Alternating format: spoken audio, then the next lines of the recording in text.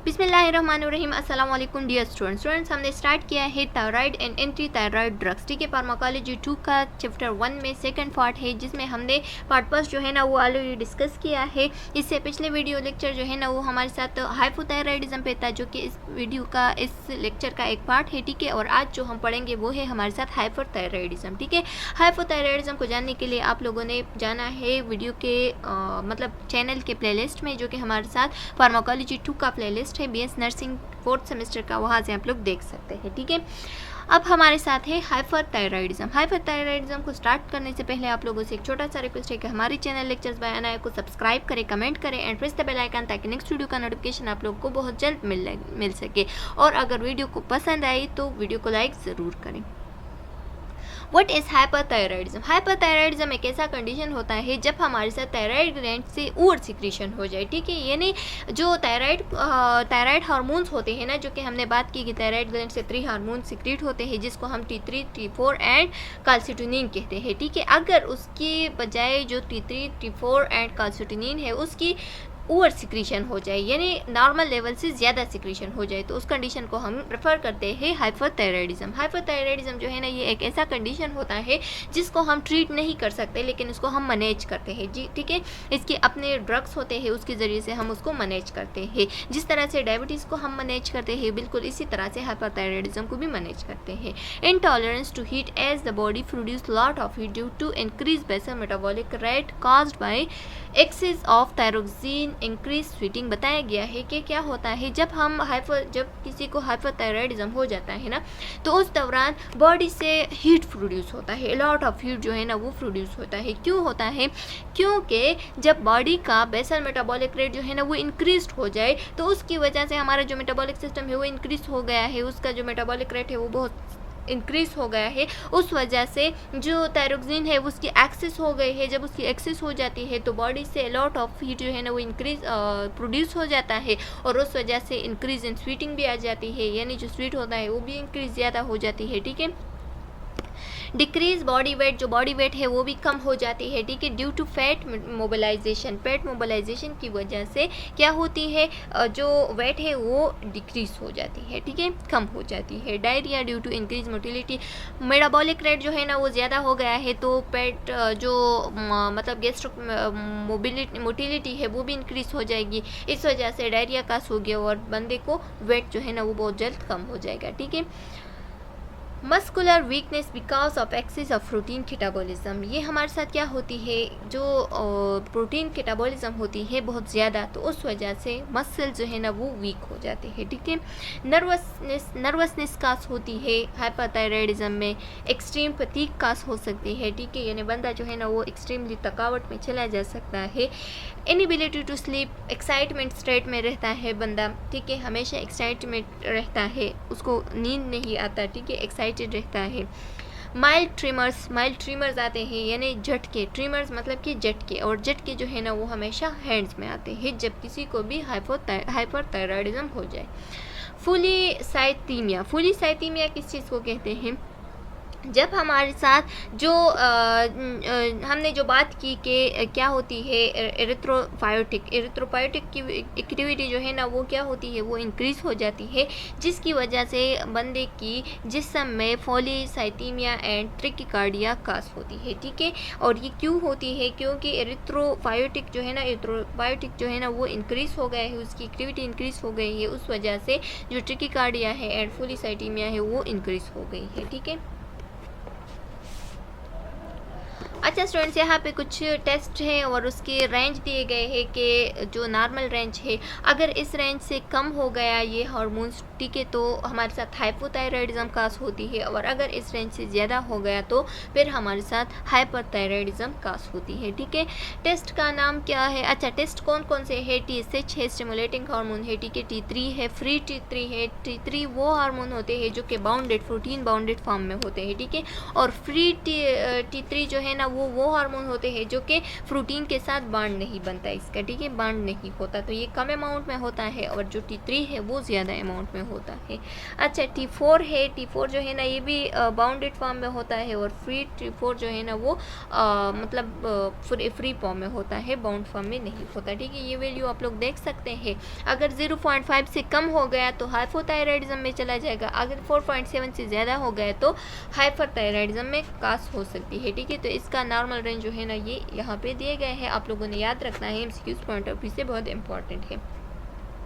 Anti thyroid drugs students, अब हमारे साथ आ गया एंटी थायराइड ड्रग्स, ठीक है। तो एंटी थायराइड ड्रग हमने बात की थी कि अगर थायराइड ड्रग्स की बात आ जाए तो ये हमारे साथ वो ड्रग होते हैं जो कि हम हाइपोथायराइडिज्म को ट्रीट करते हैं, ठीक है। अगर एंटी थायराइड ड्रग आ गया तो इसका मतलब ये है कि हाइपरथायराइड को हम ट्रीट करते हैं।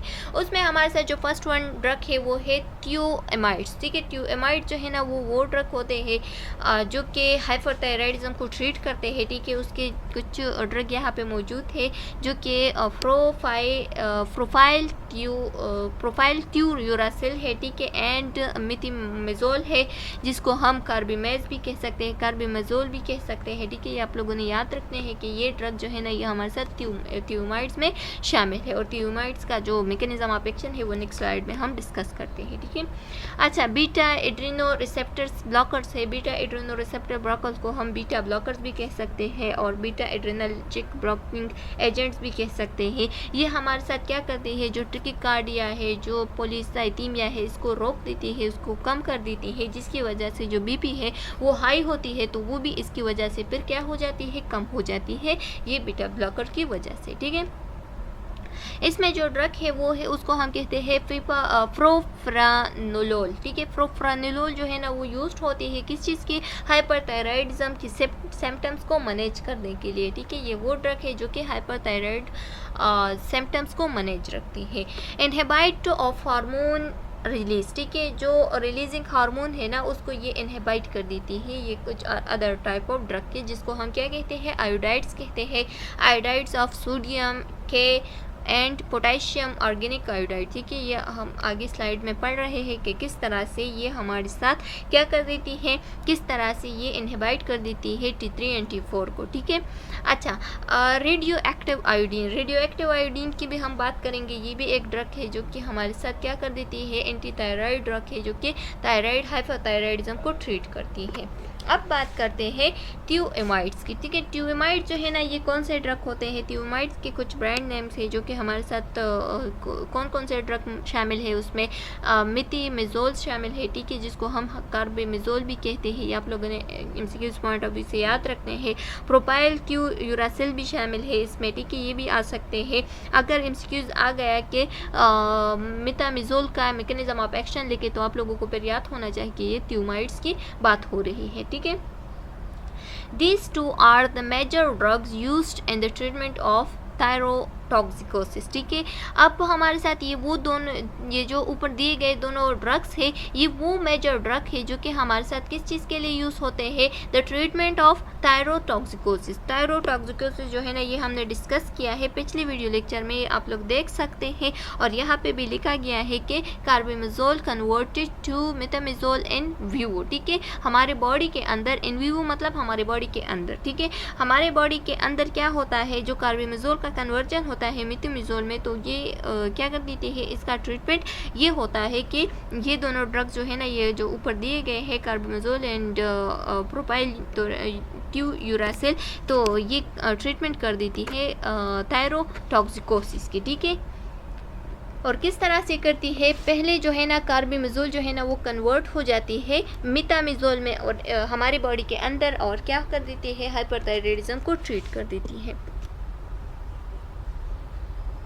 अच्छा, थियोएमाइड्स की जो मैकेनिज्म ऑफ एक्शन है उसकी बात करते हैं, तो इसकी मैकेनिज्म ऑफ एक्शन क्या है, this drug inhibit thyroid hormone produced by inhibiting thyroid for oxidase N2 which is required in intraथायरॉयडल ऑक्सीडेशन ऑफ आयोडाइड। बताया गया है, हमने जो डिस्कस किया था कि क्या होता है हमारे साथ, क्या होता है हाइपरथायराइडिज्म कंडीशन किस तरह से होता है, जो हमारी बॉडी के अंदर जो मतलब जो थायराइड ग्लैंड है उससे हार्मोन रिलीज होते हैं, जिसको हम क्या कहते हैं, T3 एंड T4 हार्मोन कहते हैं। ठीक है, वो किस तरह से बनते हैं, तो वो जो synthesis of T3 and T4 था वो आप लोगों ने पढ़ा था, उसका सारा स्टेप थे, 6 स्टेप्स थे, उसमें कंप्लीट होता था। ये सारा जो T3 एंड T4 थे वो क्या होते थे, वहाँ पे बनते थे कि पहले हमारे साथ क्या था, पहले जो है ना ये आयोडीन की जो ऑक्सीडेशन हो जाती थी। ठीक है, ये आयोडीन में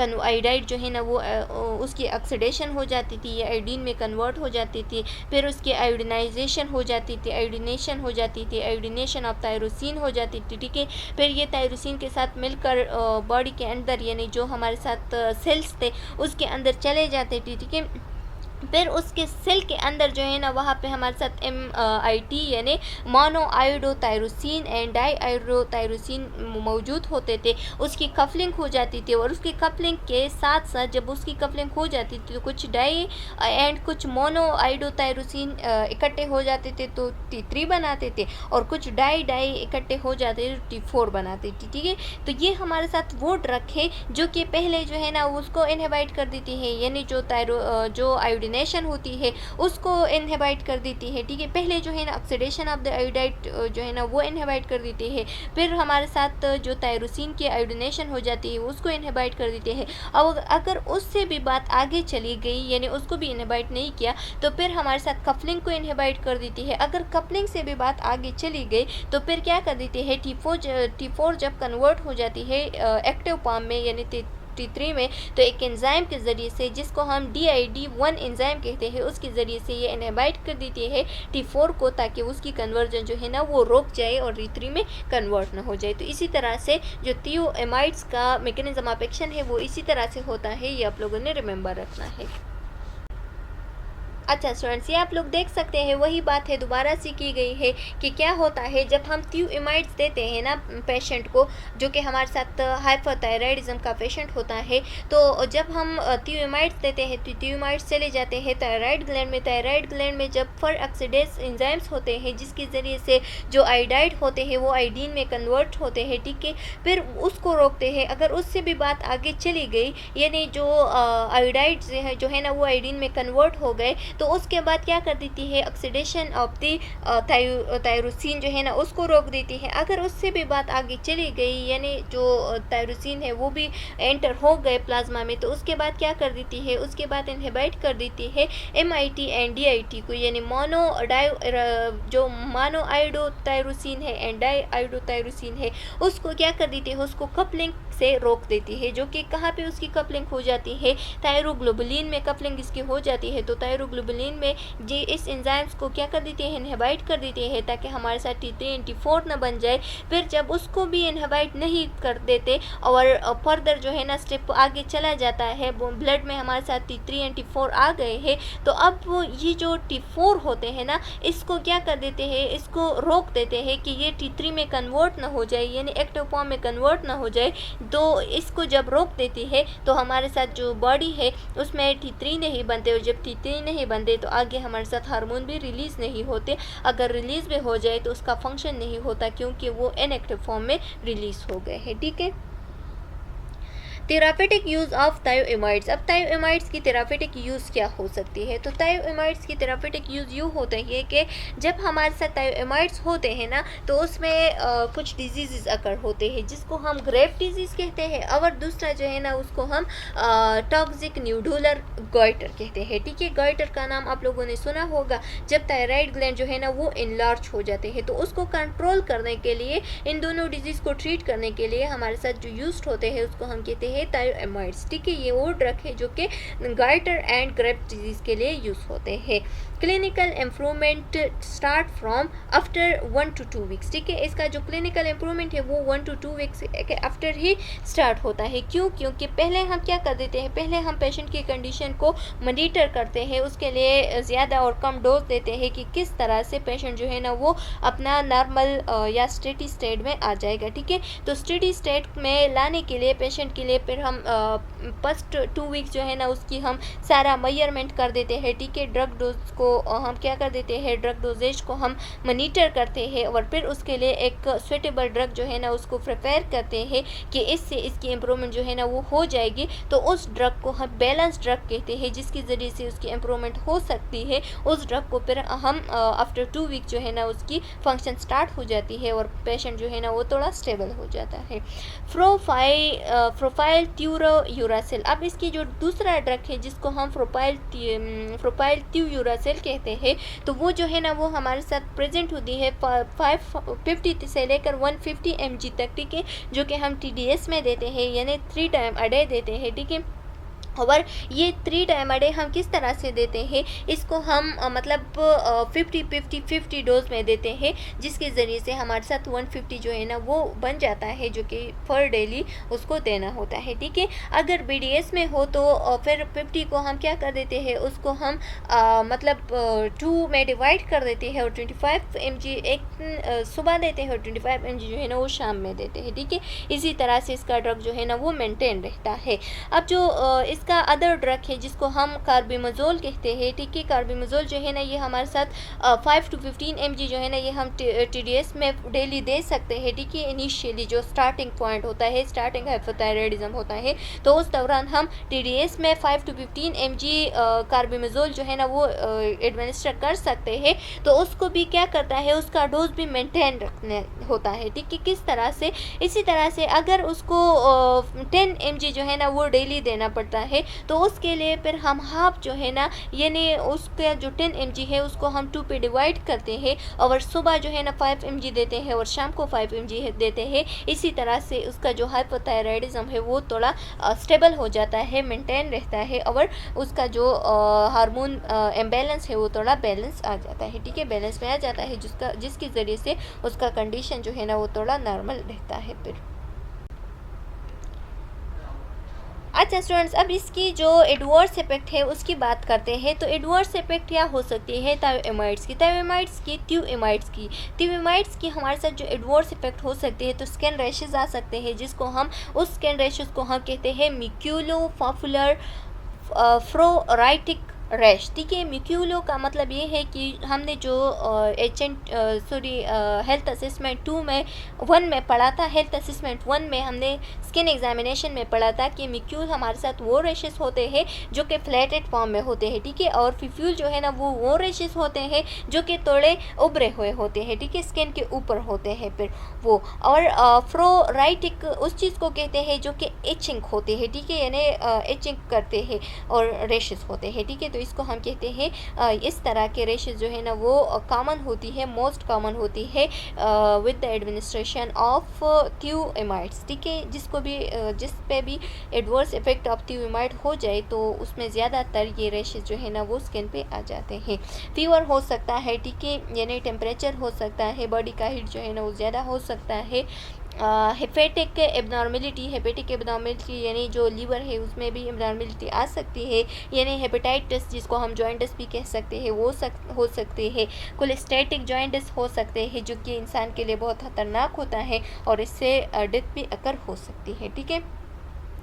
नाजिया एंड GI डिस्ट्रेस हो सकती है, ठीक है, वॉमिटिंग इंसान को फील हो सकते हैं इस ड्रग को एडमिनिस्ट्रेशन से, ठीक है, यानी अगर इसका एडवर्स इफेक्ट हो गया। इन अल्टर्ड सेंसेस ऑफ टेस्ट और स्मेल में, ठीक है, और जो टेस्ट होता है वो भी क्या होता है, उसमें भी चेंजेस आ सकते हैं। बंदा जो भी खाता है फिर तो उसका दिल खराब होता है, ठीक है, उसका टेस्ट जो है ना वो सही से नहीं होता। स्मेल भी उसको मतलब इस जो ड्रग होती है इसके से जो है ना वो भी मतलब वो भी अफेक्टेड हो जाता है, उसका स्मेल सेंस भी अफेक्टेड हो जाता है, ठीक है। और ये क्यों होता है, क्योंकि हमने क्या इस ड्रग ने साइड इफ़ेक्ट किया है या एडवर्स इफेक्ट किया है। द मोस्ट डेंजरस क्या हो सकती है, एग्रेन्युलोसाइटोसिस हो सकती है। एग्रेन्युलोसाइटोसिस का क्या मतलब है, यानी जो ग्रेन्युलोसाइट्स होते हैं ना वो कम बनते हैं, ठीक है, कम हो जाते हैं, यानी उसकी कमी आ जाती है या एब्सेंस ऑफ ग्रेन्युलोसाइट्स होती है, ठीक है, यानी उसकी जो काउंट होती है ना वो 500 सिल्फर mm² होती है, तो उसकी जो कमी है वो बहुत जल्दी आ जाती है और जल्दी से वो ख़त्म हो जाते हैं, बहुत रैपिडली उसकी कमी आ जाती है। है, जो कि हमारे साथ बहुत डेंजरस कंडीशन होता है। अच्छा स्टूडेंट, नेक्स्ट ड्रग हमारे साथ क्या है, नेक्स्ट है आयोडाइड साल्ट। आयोडाइड साल्ट का क्या फंक्शन है अब थायराइड ग्लैंड पे, ठीक है। तो वो क्या कर देते हैं, अगर हाइपोथायराइडिज्म हो गया है तो उस दौरान आयोडाइड साल्ट जो है ना वो भी रिकमेंड करते हैं। और ये क्यों करते हैं, क्योंकि ये हमारे साथ ऑर्गेनिफिकेशन जो होती है ना, यानी जो आयोडिनेशन ऑफ थायरोसिन होती है उसको इनहिबाइट कर देती है। जब उसको इनहिबाइट कर देती है, जो मोनो आयोडोथायरोसिन होती है, डाई आयोडोथायरोसिन होती है, उसकी कपलिंग नहीं हो जाती। उसकी कपलिंग नहीं हो जाती, जो हार्मोन होते हैं जो कि T3 एंड T4 के फॉर्म में थायराइड ग्लैंड से रिलीज हो जाते हैं, तो उसको क्या कर देती है, उसको इनहिबिट कर देती है, यानी वो कम हो जाते हैं, ठीक है। This salt also decrease the size, ये हमारे साथ ये साल्ट जो है ना ये हाइपरप्लास्टिक थायराइड ग्लैंड की साइज एंड वस्कुलरिटी को भी डिक्रीज कर देती है, ठीक है। Since iodide salt inhibit the release as well as the synthesis of hormone, their onset of reaction occur rapidly with in 2 to 7 days। बताया गया है कि जब हम आयोडाइड साल्ट रिकमेंड करते हैं ना किसी पेशेंट को, तो वो क्या कर देती है, since iodide salt inhibit the release as well as synthesis of the hormone, ये हमारे साथ फिर सिंथेसिस एंड रिलीज दोनों को इनहिबिट कर देती है थायराइड हार्मोन की, ठीक है। यानी ना तो उसकी सिंथेसिस हो जाती है जल्दी जल्दी और ना ही उसकी रिलीज हो जाती है जल्दी से। तो 2 वीक्स 7 या 2 मतलब 7 days या 2 वीक्स तक जो है ना इसकी बिल्कुल ही जो सिंथेसिस एंड जो हार्मोन की जो मतलब सिक्रीशन होती है वो रोक जाती है, ठीक है। थोड़ा कम हो जाता है, बहुत बल्कि बहुत कम हो जाता है, जिसकी वजह से हमारे साथ कुछ दिनों के लिए जो हाइपोथायराइडिज्म है वो ट्रीट हो जाता है, ठीक है, यानी ठीक हो जाता है। फिर अगर इसको कुछ दिनों के लिए ठीक कर दिया गया इसी तरह से, तो क्या कर देता है, फिर हमारा जो थायराइड ग्लैंड है वो इस पे रेजिस्टेंस शो कर देता है। और जब वो रेजिस्टेंस शो कर देता है तो फर्दर मोर नेक्स्ट टाइम जब इसको मतलब इसकी मतलब एक्टोमी हमने नहीं की, यानी इसको रिमूव नहीं किया इस थायराइड ग्लैंड को, तो फिर क्या होता है, फिर तकरीबन 2 वीक्स बाद जो है ना इससे सीवियर क्या हो जाती है, रैपिडली इससे सिक्रीशन ऑफ हार्मोन स्टार्ट हो जाती है, जो कि फीटल होता है, बहुत नुकसानदेह होता है, ठीक है। तो क्या करना है, जब हम कोई सर्जरी करते हैं यानी थायराइड जो थायराइड ग्लैंड है उसको रिमूव करते हैं, तो उस दौरान रिकमेंड करता है ये आयोडाइड साल्ट कि ये वो काले या मतलब इसको यूज़ करे। जब इसको यूज़ करता है तो जो हाइपरथायराइडिज्म है वो कम हो जाता है। और जब physical touch of thyroid gland भी डॉक्टर कर देता है तो उस दौरान तो बहुत सारे हार्मोन जो है ना वो डायरेक्टली रिलीज़ हो जाता है। तो क्या होता है, वो भी नहीं रिलीज़ होता क्योंकि थायराइड जो आयोडाइड साल्ट है उसको यूज़ किया है, तो उस दौरान जो है ना साल्ट रिलीज़ नहीं होगा, सॉरी साल्ट नहीं, हार्मोन रिलीज़ नहीं होगा। और फिर जो 7 days या 2 वीक्स हो जाते हैं तो उसके बाद तो थायराइड ग्लैंड जो है ना वो बिल्कुल रिमूव हो गया होता है। तो उस दौरान अगर ये साल्ट जो है ना यूज़ करे तो इतना नुकसानदेह नहीं होता, क्योंकि ये साल्ट जो है ना आफ्टर द 2 वीक्स जो है ना ये अपना रैपिडली रिजल्ट जो है ना वो शो करता है। और इसका जो रैपिडली एक्शन होता है तो वो तब आता है जब हमने थायराइड ग्लैंड को रिमूव किया होता है, तो तब हमारे साथ जो हार्मोन है वो बिल्कुल नहीं बनेगी क्योंकि थायराइड ग्लैंड है ही नहीं। The effect of transient because of thyroid gland escape the iodide block after several week of treatment, ठीक है। बताया गया है कि इसका जो इफेक्ट है वो बहुत जल्द ट्रांसिएंट मतलब कि बहुत जल्द ख़त्म होने वाला है। तो इस वजह से क्या कर देते हैं, थायराइड ग्लैंड जो है ना उसको रिमूव कर देते हैं ताकि बिल्कुल ही इससे जो हार्मोन है वो रिलीज़ नहीं हो जाते। तो कुछ वीक्स के लिए इसको मतलब इसको इसी तरह से भी ट्रीट कर सकते हैं, लेकिन बाद में जो रिज़ल्ट आएगा वो बहुत नुकसानदेह होता है। तो इस वजह से हम ज़्यादातर इसको सर्जरी के दौरान यूज़ करते हैं। Iodide salt used and thyroid स्ट्रोम, जब थायराइड स्ट्रोम हो यानी सीवियर थायरोटॉक्सिकोसिस हो गई हो तो उस दौरान यानी सीवियर हाइपरथायराइडिज्म हो गई हो तो उस दौरान क्या कर देते हैं, जो थायराइड साल्ट है उसको यूज़ कर देते हैं और पेशेंट को क्या कर देते हैं, पेशेंट को प्रिपेयर कर देते हैं सर्जरी के लिए। जब उसकी सर्जरी कर देते हैं तो हाइपर एक्टिव थायराइड मतलब जो थायराइड ग्लैंड होता है ना वो उस दौरान जब पेशेंट को टच करते हैं, पेशेंट की थायराइड ग्लैंड को टच करते हैं डॉक्टर, तो उस दौरान जो थायराइड ग्लैंड है वो हाइपर एक्टिव हो जाता है, ठीक है। तो जब हाइपर एक्टिव हो जाता है तो इससे बहुत सारा जो सिक्रीशन ऑफ हार्मोन है वो हो जाता है। तो इस वजह से पेशेंट को पहले से आयोडाइड साल्ट जो है ना वो दे देता है, ताकि सर्जरी के दौरान इसका रिएक्शन हाइपर एक्टिव ना हो जाए, और उसका फिर क्या कर देता है, उसका जो रिमूवल ऑफ थायराइड ग्लैंड है वो कर देती है। जब थायराइडेक्टोमी हो जाती है तो उसके बाद जो इसका रिएक्शन होता है ना, जो कि रैपिडली शो कर देता है, रैपिडली एक्शन इसका होता है, तो वो नहीं होता, क्योंकि हमारे साथ थायराइड ग्लैंड ही नहीं होता, ठीक है। The usual form of this drug is ल्यूगोल्स, ठीक है, ल्यूगोल सोल्यूशन। इसका जो फॉर्म मिलता है ना, इस ड्रग का जो मतलब यूजुअली फॉर्म मिलता है, तो उसको हम क्या कहते हैं, उसको हम ल्यूगोल सोल्यूशन कहते हैं। आप लोगों ने एमसीक्यूज पॉइंट ऑफ व्यू से याद रखना है। और इस सोल्यूशन में हमारे साथ iodine and potassium iodide present होते हैं, and saturated solution of potassium iodide, ठीक है।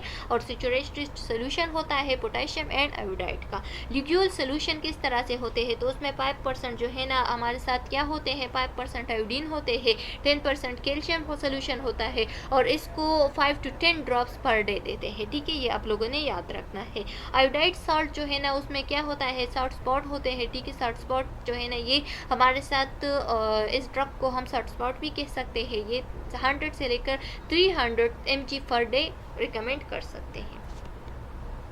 इसकी एडवर्स इफेक्ट अब क्या हो सकती है, तो अगर एक्यूट एडवर्स इफेक्ट को हम देख ले तो उसमें क्या हो सकता है, अगर an individual who are sensitive to iodine, ठीक है। जो इंसान जो है ना, यानी एक इंसान है जो कि पेशेंट है, ठीक है, हाइपरथायराइडिज्म का, और वो सिवियर उसको मतलब थायराइड स्ट्रॉम हो गया है, यानी सिवियर फॉर्म में है उसका थायराइडिज्म, ठीक है, हाइपरथायराइडिज्म, तो उस दौरान इस पर एडवर्स इफेक्ट क्या हो सकती है, उस पर एडवर्स इफेक्ट ये हो सकती है कि उस दौरान उसका जो मतलब अगर वो आयोडीन का सेंसिटिव है तो उस पर बहुत सारे साइन एंड सिम्टम ये शो हो सकते हैं, जो कि यहाँ पे दिए गए हैं कि स्वेलिंग ऑफ लिप्स हो सकती है, ठीक है, आईलिड्स स्वेल हो सकती है, इंजू एडिमा ऑफ लेरिंग्स हो सकती है, ठीक है, जो लेरिंग्स है उसकी इंजू एडिमा हो सकती है, यानी वो स्वेल हो सकती है, फीवर उसको हो सकती है, जॉइंट पेन हो सकती है, एंड पिटिकियल हीमोरेज हो सकती है। पिटिकियल हीमोरेज किस चीज़ को कहते हैं, अंडर द स्किन जो ब्लीडिंग है ना वो हो रही है, तो उस ब्लीडिंग की वजह से जो जगह है वो रेड हो जाती है, ठीक है, रेड स्पॉट्स बन जाते हैं, तो उसको हम कहते हैं कि ये एक्यूट एडवर्स इफेक्ट हो सकती है हाइपरथायराइडिज्म के पेशेंट को, अगर वो सेंसिटिव टू आयोडीन हो। क्रोनिक ओवरडोज क्या हो सकती है, अगर क्रोनिकली मतलब उसको हर बार जो है ना ये आयोडाइड सॉल्ट जो है ना वो रिकमेंड करते हैं, तो बहुत सारा टाइम बाद जो है ना उस पर क्रोनिकली ओवरडोज हो सकता है, ठीक है, यानी वो ओवरडोज हो गया है। तो उस दौरान क्या हो सकता है, उस दौरान जो है ना इन्फ्लेमेशन ऑफ म्यूकस मेम्ब्रेन होती है, ठीक है, यानी जो म्यूकस मेम्ब्रेन है उसकी इन्फ्लेमेशन हो जाती है, सलाइवेशन होती है, इंक्रीज्ड होती है बहुत ज़्यादा, एंड स्नीजिंग होती है, स्वेलिंग ऑफ आईलिड होती है, और जीआई डिस्टर्बेंस होती है, उसका जो स्टमक है वो भी डिस्टर्ब रहता है। नेक्स्ट हम बात करते हैं रेडियो एक्टिव आयोडीन की, ठीक है। रेडियो एक्टिव आयोडीन अब कौन से ड्रग होते हैं या किस चीज़ के लिए यूज़ होते हैं। Radio active iodine is administered as sodium salt of, ठीक है, ये हमारे साथ एक सोडियम साल्ट के मतलब सोडियम सैम्प के पाम में प्रेजेंट होता है, जो कि क्या करते हैं, जो कि एडमिनिस्टर करते हैं पेशेंट को ओरली, और वाटर के साथ इसको डिज़ोल्व करते हैं और फिर ओरली इसको एडमिनिस्टर करते हैं, ठीक है, उसको हम कहते हैं radio active iodine. Emit X ray as well as beta particles, ठीक है, जब हम मतलब एक्सरे वगैरह करते हैं ना, तो ये एक्सरे को भी एमिट कर देती है और बीटा पार्टिकल्स को भी एमिट करती है, ठीक है। Is concentrated by thyroid incorporated and colloid emit radiation from with in the follicles, ठीक है, जो फॉलिकल सेल्स होते हैं ना, जो सेल्स प्रेजेंट होते हैं जहाँ पे क्या होती है, जहाँ पे जो T3 एंड T4 है वो बनते हैं, तो उसको क्या कर देती है, उससे रेडिएशन को एमिट करती है, ताकि हमारे साथ कोई हाइपोथायराइडिज्म है तो उसके जो मतलब मेम्ब्रेन है उसको ख़राब न करते, या कोई रेडियोथेरेपी हो रही है तो उसके ज़रिए से कोई मतलब कैंसर कंडीशन वगैरह काज न हो जाए, ठीक है। Beta particle penetrates around 0.5 to 2 mm of mm of tissues, ठीक है। क्या कर देते हैं, जो बीटा पार्टिकल्स होते हैं ना उसको 0.2 to 2 mm ऑफ टिश्यूज़ जो है ना वो पेनिट्रेट कर देती है, ठीक है। And thyroid follicular cells are affected with in undergoes pyknosis and necrosis followed by fibrosis when a large dose is given, ठीक है। क्या होता है कि अगर लार्ज डोज जो है ना वो गिवन किया तो उस दौरान थायराइड फॉलिकुलर सेल्स में उस पर इफेक्ट आ सकती है, और ये इफेक्ट क्या होती है, पिक्नोसिस की हो सकती है। पिक्नोसिस किस चीज़ को कहते हैं, इरिवर्सिबल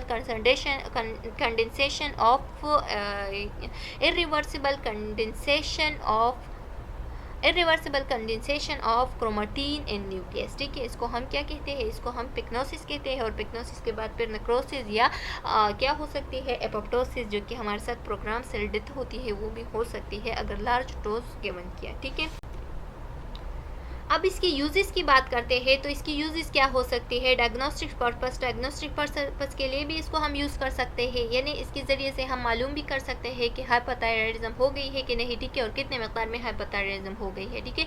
और थेरापीटिक यूज़ के लिए भी यूज़ कर सकते हैं। तो पहले बात करते हैं डायग्नोसिस पर्पस के लिए। डायग्नोसिस पर्पस के लिए जब हम इसको यूज़ करते हैं तो इसको हम बहुत लिटिल अमाउंट में यानी 25 to 100 माइक्रो क्यूरीज में देते हैं, ठीक है। उस दौरान हम इसको इसलिए देते हैं ताकि जो टेस्ट ऑफ थायराइड हम करते हैं तो इसके लिए हमारे साथ सारा जो डायग्नोस्टिक पर्पस होता है उसके दौरान हम ये गिवन करते हैं ताकि हमें पता चले कि हाइपोथायराइडिज्म किस कंडीशन में है, ठीक है। एंड थेरापीटिक यूज़ के लिए जब हम इसको यूज़ करते हैं तो 3 to 6 मिली क्यूरीज जो है ना इसको हम यूज़ करते हैं ताकि हमारे साथ जो गॉइटर वगैरह है उससे मतलब वो ख़त्म हो जाए, ठीक है। उसको ट्रीट करे या ग्रीव डिजीज़ को ट्रीट करे या थायराइड कैंसर को ट्रीट करे, ठीक है। एडवर्स इफेक्ट इसकी क्या क्या हो सकती है, तो एडवर्स इफेक्ट में हमारे साथ हाइपोथायराइडिज्म आ सकती है, क्योंकि अगर इसको हमने ज़्यादा किया या उसके ओवरडोज किया तो जो थायराइड सिक्रीशन है वो बिल्कुल ख़त्म भी हो सकती है, कम भी हो सकते हैं, ठीक है। तो हाइपोथायराइडिज्म भी इसके एडवर्स इफेक्ट में आ सकता है, ठीक है। दूसरा ये कि अगर कोई प्रेग्नेंट वोमेन है, ठीक है, या ब्रेस्ट मिल्क जो है ना वो एक्सक्रीट कर रही है, बच्चे को दे रही है, तो उस दौरान क्या हो सकती है, ये प्लेसेंटा को ड्यूरिंग प्रेगनेंसी प्लेसेंटा को ये क्रॉस कर सकती है और इसके ज़रिए से जो फीटल होता है, जो बच्चा होता है, उसमें थायराइड ग्लैंड जो है ना उसको खराब कर सकती है, यानी हाइपोथायराइडिज्म उसमें काज कर सकती है, ठीक है। या जो मिल्क लेती है ममा से या ममा से जो मिल्क लेती है बेबी, तो उस दौरान क्या हो सकती है, उस दौरान भी हाइपोथायराइड जो है ना बच्चे में काज हो सकती है, ठीक है। अगर मदर जो है ना वो यूज़ कर रही है किस चीज़ को, हाइपरथायराइडिज्म ड्रग को, जिसको हम क्या कहते हैं, रेडियो एक्टिव आयोडीन कहते हैं, ठीक है। तो इसकी एडवर्स इफेक्ट ये हो सकती है। नेक्स्ट हमारे साथ है बीटा ब्लॉकर्स, ठीक है, जो कि लास्ट ड्रग ऑफ हाइपोथायराइडिज्म, ठीक है। तो बीटा ब्लॉकर में कौन से ड्रग प्रेजेंट है, बीटा ब्लॉकर में हमारे साथ आता है प्रोपेनोलोल, ठीक है। प्रोपेनोलोल जो है ना ये हमारे साथ जल्दी से मतलब इसको हम यूज़ करते हैं ताकि जल्दी से हमारे साथ जो थायरोटॉक्सिसिटी है या टॉक्सिकोसिस है उसकी मैनिफेस्टेशन को, उसकी साइन एंड सिम्टम को जल्दी से ख़त्म कर दे, ठीक है। और ये बहुत जल्द इसके अलामात को ख़त्म कर देती है, जिसमें हमारे साथ कौन कौन से अलामात आते हैं, पल्पेशन आते हैं, ट्यूमर्स यानी झटके आते हैं, ठीक है। पल्पेशन किस चीज़ को कहते हैं, जब हार्ट रेट जो है ना इतना तेज़ हो जाए कि आपको महसूस हो जाए कि ये बाहर हमारा जो हार्ट है ये बाहर धड़कता है, ठीक है। तो इसको हम पल्पेशन कहते हैं, उसको भी ट्रीट कर देते हैं, नर्वसनेस को ट्रीट करते हैं एंड स्वीटिंग को भी ठीक कर देते हैं, ठीक है। In addition, they reduce peripheral conversion of T3 to T4 और ये T4 को रोक देती है कि वो T3 में कन्वर्ट ना हो जाए, क्योंकि T4 जो है ना वो इनएक्टिव फॉर्म में होता है और T3 जो है ना एक्टिव फॉर्म में होता है। तो अगर इनएक्टिव फॉर्म में प्रेजेंट है T4 में तो वो अपना फंक्शन जो है ना वो नहीं करता, फिर हमारे साथ जो मेटाबॉलिक सिस्टम है वो भी इतना तेज़ नहीं होता, ठीक है। तो क्या होता है, ये जो T4 है ये अच्छा है एज़ कम्पेयर टू T3, तो T4 को रोक देता है कि वो T3 में कन्वर्ट ना हो जाए। नेक्स्ट हमारे साथ है beta blocker are used in hyperthyroidism in the following situation. अगर ये फॉलोइंग सिचुएशन हो तो उस दौरान हम बीटा ब्लॉकर्स को यूज़ कर सकते हैं। While awaiting response to propylthiouracil or carbimazole, ठीक है। जिस तरह से हमने 2 ड्रग्स पिछले स्लाइड्स में डिस्कस किए, तो उसकी बात कर रहे हैं कि वो ड्रग ने अगर रिस्पॉन्स नहीं दिया तो उस दौरान हम बीटा ब्लॉकर्स को यूज़ कर सकते हैं, ठीक है। along with the iodide for free operative preparation before सब टोटल थायरॉयडेक्टमी। अगर हम थायरॉयडेक्टमी करना चाहते हैं तो उस दौरान हम आयोडाइड ड्रग के साथ ये रिकमेंड कर सकते हैं। उस दौरान भी हमारे साथ ये बहुत सारे sign and symptoms of the hyperthyroidism की डिक्रीज कर सकते हैं। ठीक है, थायरोटॉक्सिक क्राइसिस अगर हो रही है, severe form of the hyperthyroidism, ठीक है, और जो कि पल्पेशन वगैरह सब कुछ ज़्यादा होती है, तो उस दौरान क्या कर देते हैं, उस दौरान हम ये रिकमेंड कर सकते हैं, ये दे सकते हैं प्रोफेरानोल 1 to 2 mg slow IV may be followed by 40 to 80 mg oral every day every 6 hourly. ठीक है, एवरी 6 आवर्ली इसको हम जो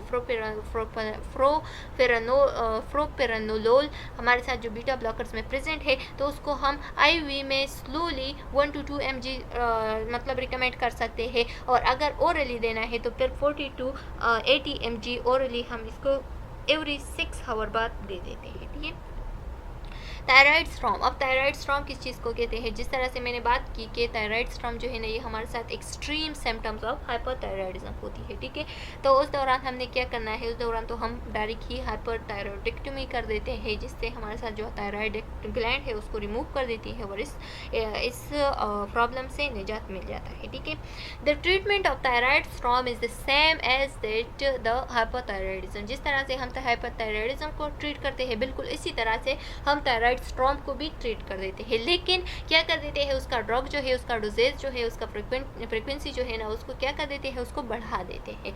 beta blocker such as metoprolol और propranolol are effective in blunting of widespread sympathetic stimulation that occur in the hypothyroidism। जब hypothyroidism में sympathetic stimulation हो जाती है, तो उस दौरान हम क्या कर सकते हैं, बीटा ब्लॉकर के साथ बीटा ब्लॉकर जो है ना वो देते हैं, और बीटा ब्लॉकर में कौन कौन से ड्रग, मिटोप्रोलोल एंड प्रोप्रानोलोल दे सकते हैं। ठीक है, ये इफेक्टिव है उस दौरान। तो चलो स्टूडेंट्स, यहाँ तक हमारा जो चैप्टर है वो कंप्लीट हो गया है। ये उसका रेफरेंस है, यहाँ से आप लोग फर्दर भी देख सकते हैं इस यूनिट को। ठीक है, उम्मीद है कि आप लोगों को समझ में आ गया होगा। अगर फिर भी कोई क्वेश्चन है तो आप लोग पूछ सकते हैं कमेंट सेक्शन में, बहुत जल्द आप लोगों को मैं आंसर दूंगी। ठीक है, नेक्स्ट वीडियो में मिलते हैं, तब तक के लिए अल्लाह हाफ़िज़।